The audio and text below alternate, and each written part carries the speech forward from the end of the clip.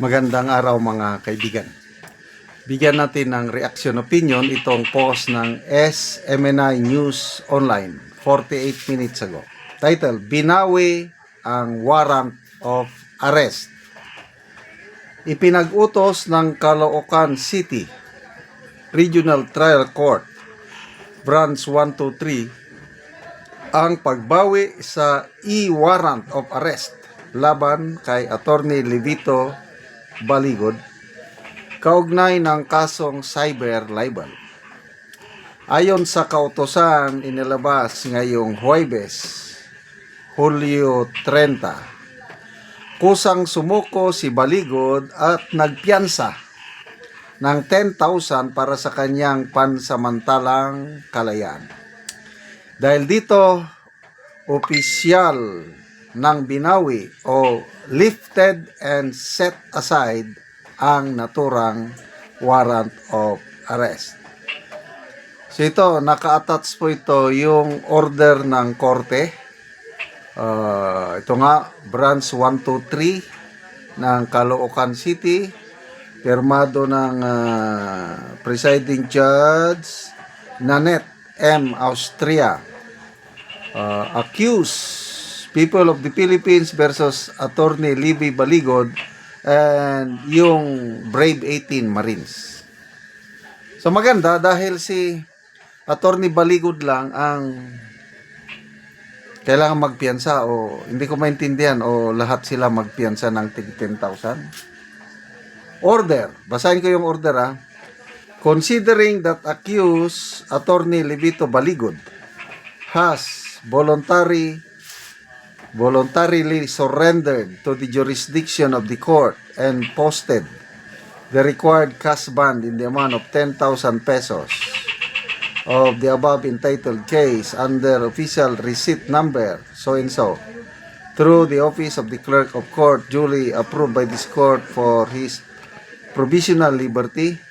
The e-warrant of arrest issued by this court on July 30 against the accused is hereby lifted and set aside. The arraignment and pre-trial conference is set on August 19, 2026 at 9 a.m. in the morning. So ordered. Signed, Nanette M. Austria, presiding judge. So ito na yung sinasabi ni Attorney Baligod, yung post niya kanina na ang mga tauhan daw ng National Prosecution Service, ang mga piskal, sila na ang mismong nagpa-file at naghihintay ng warrant of arrest para kay Attorney Baligod. Ngayon, it's good to know na nakapiyansa na siya. But then, isa lang ito sa mga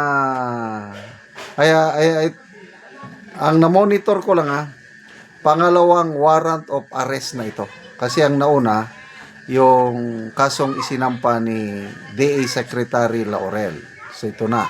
We expect more warrant of arrest. Kaya salamat sa mga sumusuporta, no? Nakapagpadala na tayo ng halos 370,000 ang naipadala ng suporta sa kanila. At nagpapasalamat sila. May video pa nga silang ipinost. Nagpapasalamat sa mga subscribers ng ating channel. Hindi mo na ako manawagan ng ano ngayon. Hindi ko nadala yung GCash number. Hindi ko mamemorya. Mga next week na lang siguro.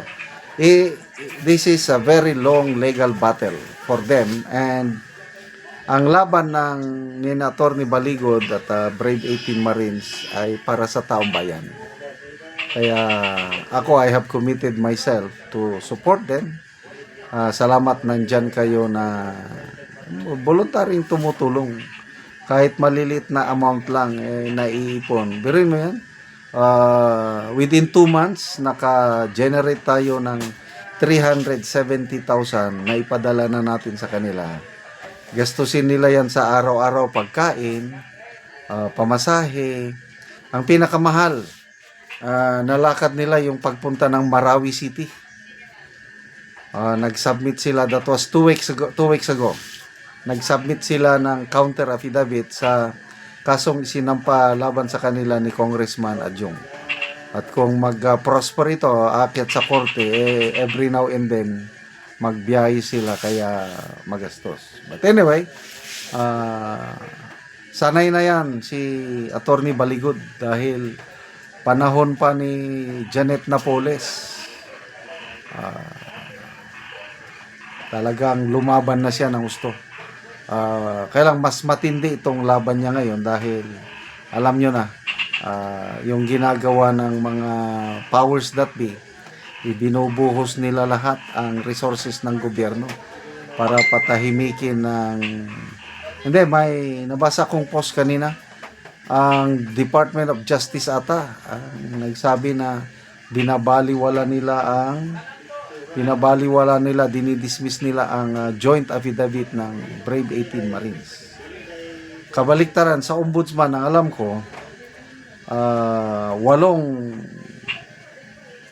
walo out of the Brave 18 in interview ng mga lawyers ng ombudsman at napatunayan nilang credible ang sinasabi nitong 8 sa mga in-interview nila.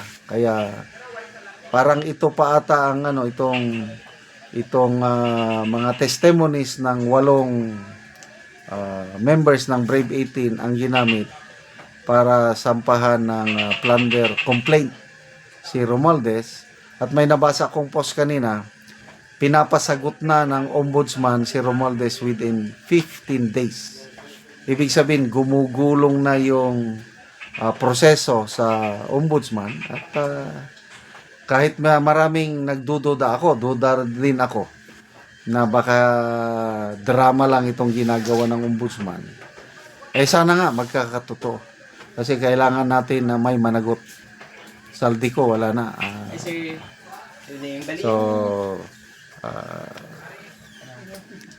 Salamat sa inyong pagsubaybay sa channel nito. Nakakatulong kayo ng malaki sa tribong Talandig ng Bukidnon dahil ang sweldo natin sa channel nito is pantulong po sa tribo. Namimigay tayo ng libreng yero at pako para makapagpatayo naman sila ng mas maayos na tirahan. Panoorin nyo ang video na ito. Karon ni anak ko diri sa nagpatindog og balay nga natabangan na mo og yero. So mo na ni ang iyang gipatindog nga balay nga iyang pag-aatupan karon. So mo na ni ang yero nga among gihatag. Kay og ginatayang ra sa problema.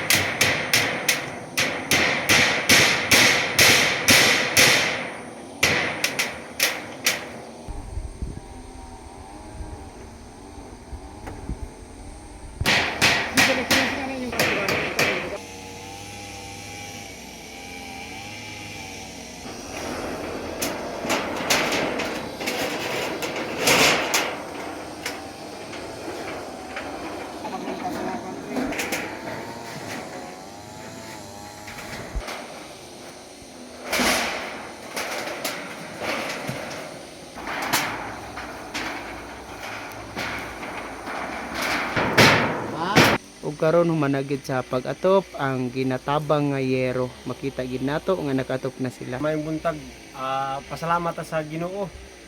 Ug salamat sa gihatag nga sin ug sa gamit ani nga tawo sa paghatag sa sin. Ug salamat sa sin kay naatopan na among mga balay. Ug dili na gid mi maulanan. Ug ang hinaot mi nga kana nga programa mapadayon. Kay daghan pa kayo ang nanginahanglan ana nga programa. Subliyon ko, mayong buntag ug salamat kayo. So pila na di ni ka bulan nga imong gipatindog nga imong balay? Kuan na ni ka kuan murag gapit na gid digadagan og mga 3 ka semana di gyud. So bago pa naatopan. Bago pa ginatupan nagpasalamat gyud mi sa makadaghan. Manginaot mi nga maperminti gyud ni siya. Og sa makausab-sad dako na kay ni nga tabang sa amoa kay among sulon sa pagtrabaho igura sa kaon wala nami pang palit og sin Mm. ug lansang. Mm. Salamat gid kaayo. Salamat pod kaayo.